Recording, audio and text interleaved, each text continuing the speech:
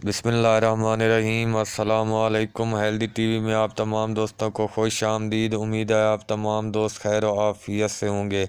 आज की वीडियो में जो टोटका आपके साथ शेयर करने लगा हूँ यह शुगर और ब्लड प्रेशर का इलाज।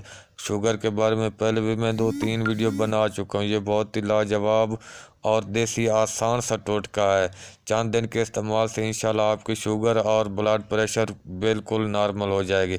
तो टोटका बताने से पहले आप दोस्तों से गुजारिश है कि अगर आपने हेल्दी टीवी को सब्सक्राइब नहीं किया तो सेहतमंद जवान रहने के लिए हेल्दी टीवी को सब्सक्राइब करना बिल्कुल न भूलिएगा। बेरी के 5 पत्ते पीस कर 1 गिलास पानी में उबाल लें। जब पानी आधर आ जाए तो उसे छान कर दिन में किसी भी वक्त एक दफ़ा पी लें। ये ब्लड प्रेशर और शुगर को बहुत जल्दी ठीक करता है। चंद दिन के इस्तेमाल करें और शुगर और ब्लड प्रेशर से निजात हासिल करें। टोटका पसंद आया तो वीडियो को लाइक शेयर कर दें। अगली वीडियो तक अपना और अपने प्यारों का ख्याल रखिएगा। अल्लाह हाफिज़।